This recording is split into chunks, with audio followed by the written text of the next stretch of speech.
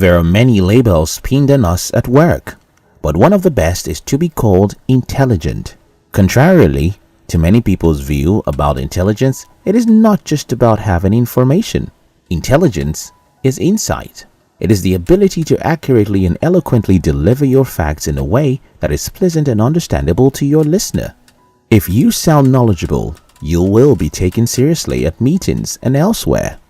In this video, I will share with you how to sound intelligent in any private or public conversation in 7 ways. 1. Don't make assumptions. It is generally said that assumption is the least form of knowledge, while the bitter truth is that assumption is no knowledge at all. The starting point of every conversation is to know what you're talking about. Assumptions are communication shortcuts, which often are the root of every miscommunication and misunderstanding. We assume that people know what we mean. We think that people interpret things the same way we do. We believe that we have been clear enough. These assumptions, however, do not portray us as astute. Instead, they can make the listener lose interest totally in the whole conversation. Besides, how would you feel about a person who from the beginning of the end of a conversation makes statements without facts to bolster them? Let me guess, an annoying blabber or an empty drum that makes noise.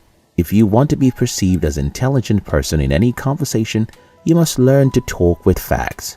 Do your research about the subject of discussion and make coherent remarks.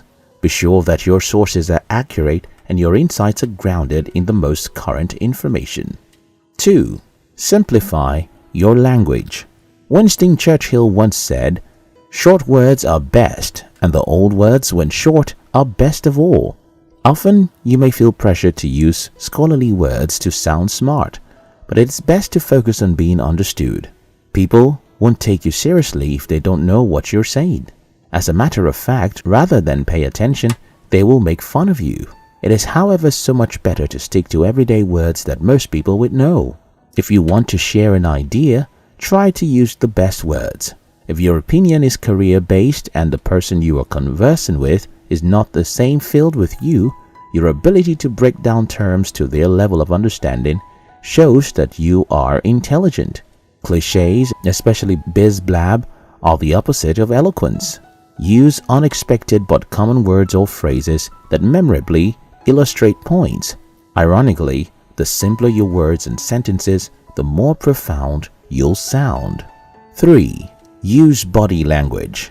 Body language comes into the picture not only during regular conversation, but also during formal discussions, interviews, group discussions, panel meetings, and etc. Proper body language not only conveys the right message to the recipient, but also attracts or repels the recipient. Without a positive body language, it won't be easy to communicate and survive in the professional area, personal lives, and in the world in general. At the top of the list of nonverbal communication forms are eye contact. Looking into the eyes of the other person shows sincerity, but it also reveals that you are confident and sure of the points you're making. Facial expressions are also an essential form of body language.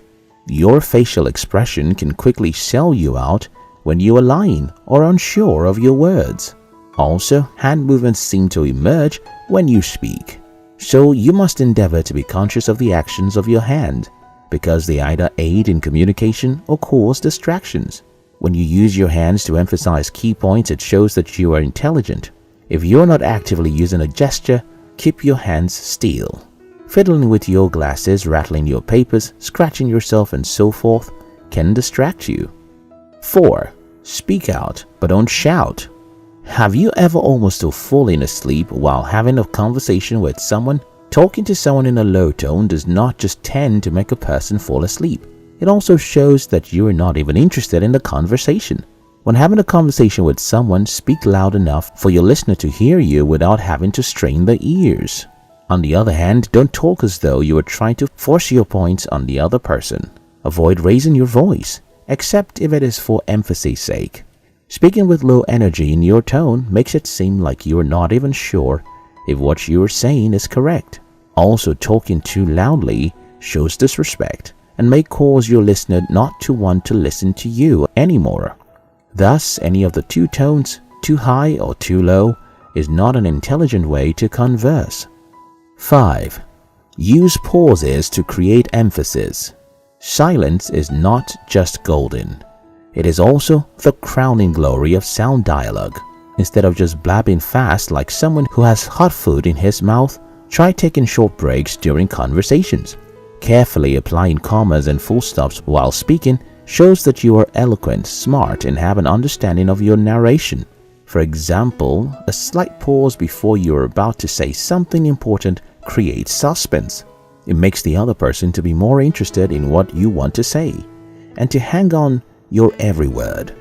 Similarly, a pause after you have said something important emphasizes its importance and gives your listener a moment to reflect on its importance. Besides that, giving the listener a moment to reflect, making pauses during conversation enables you to ascertain if the listener's attention is still concentrated on you or if they are no longer listening to you. This is a smart way of conversing. 6. Use active sentences.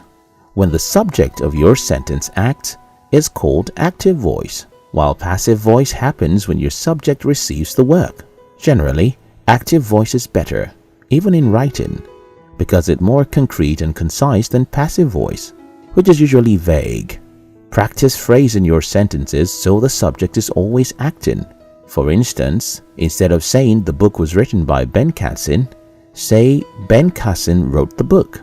The first statement is a passive voice that places the subject Ben Cassin on the receiving end, rather than the performing side. Apart from the fact that using the passive voice for your conversation does not show that you are sound, some sentences when made with a passive voice can confuse your listener. 7. Eliminate filler words. You may accidentally use filler words without even knowing it. Now imagine a marketer walks up to you to persuade you to buy his goods and service, and throughout his speech he keeps saying, actually, like, and a whole lot of other filler words. Do you think you will be convinced to buy? Using filler words once or twice in a conversation is not out of place. However, when you use it too often, it spoils the whole discussion. Using filler words in an interview is unnecessary. They make you seem like you are unprepared or forgetful, and they distract your listener from paying attention to the central message of your speech. Words like like, and make you sound uninformed, even though you might know a lot about what you're talking about. While it is hard to stop using these words, the good news about filler words is that once we become aware that we're using them, they will go away quickly.